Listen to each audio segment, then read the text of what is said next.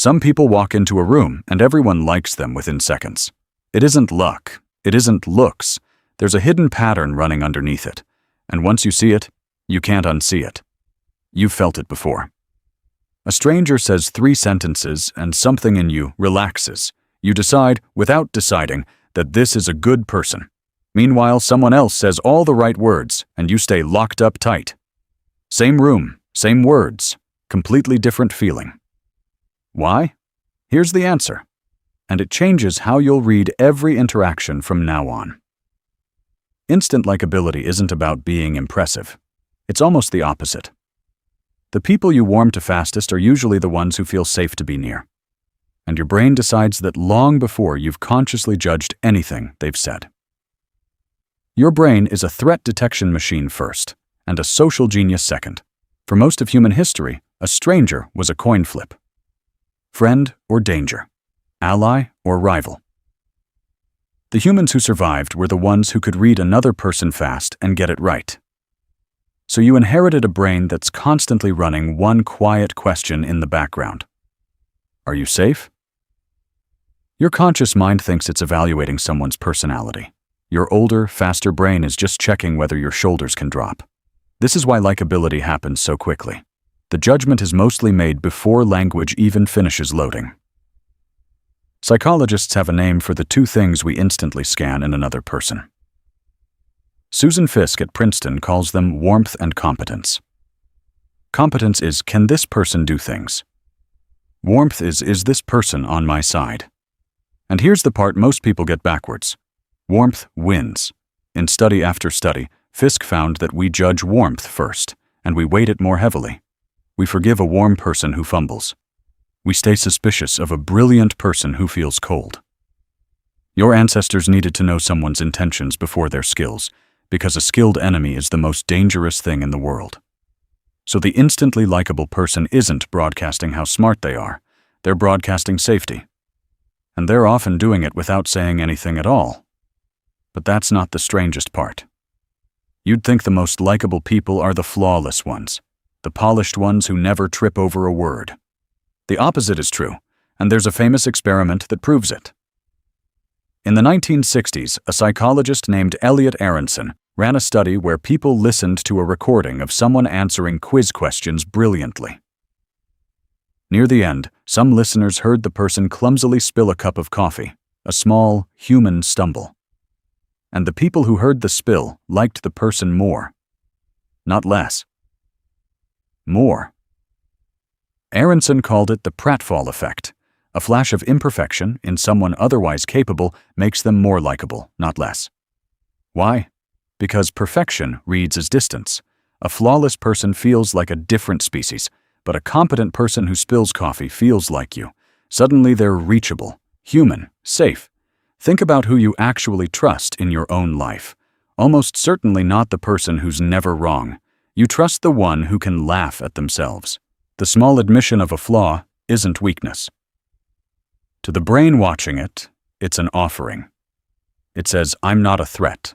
I'm one of you. And that's the quiet engine under all of this. Likability isn't a performance of strength. It's a series of tiny signals that lower another person's guard. Here's another one, and it feels almost backwards.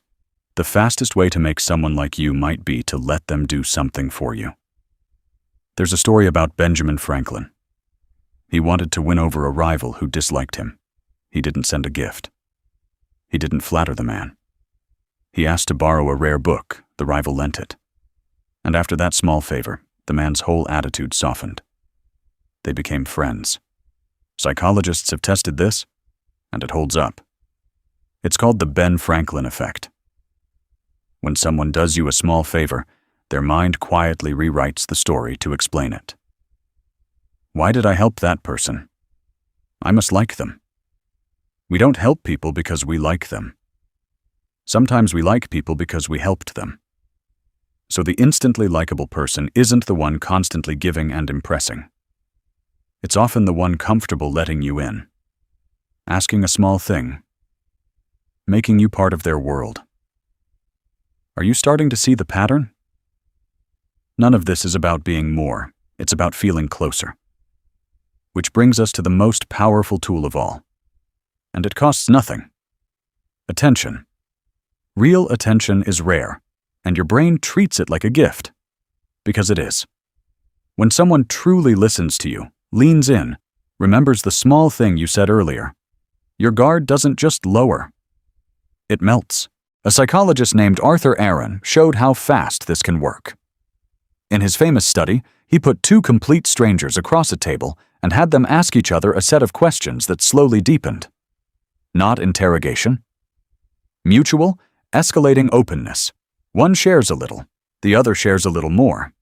Within 45 minutes, strangers felt remarkably close. Some kept in touch for years. One pair married. Aaron's discovery was simple and a little staggering. Closeness isn't built over months. It's built through the back and forth of being a little vulnerable and being met with warmth instead of judgment. That's what the instantly likable person does without a script. They go slightly first. They offer a real reaction, a genuine question, a small piece of themselves, and they make the other person feel safe to do the same. But here's the catch, and it's important. None of this works as a trick. People can feel performed warmth from across a room. The fake listening nod. The flattery with nothing behind it. Your threat detector evolved over millions of years specifically to catch that. Because a smiling enemy was deadlier than an honest one.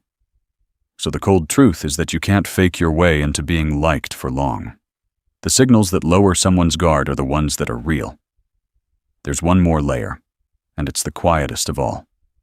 A lot of likability is simply familiarity. A psychologist named Robert Zionk found that we like things more the more we're exposed to them.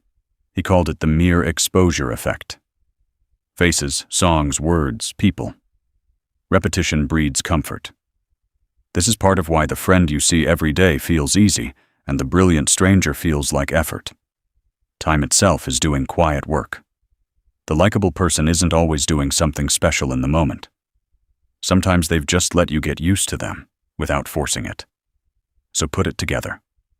Warmth before competence. A flash of honest imperfection. Letting people in instead of only impressing them. Real attention that makes someone feel seen. And the slow comfort of being a familiar, safe presence. That's the hidden machinery under the people who seem effortlessly likable. And notice what's missing from that list. Cleverness. Status. The perfect thing to say. The whole time, you assumed likability was something they had, and you didn't. It isn't a possession. It's a feeling you create in someone else. The feeling of being safe, met, and a little less alone. So the next time someone walks into a room and the whole place softens toward them, you'll know it was never magic, and it was never luck. They simply made the people around them feel safe. And that quiet gift is something you've been able to give all along.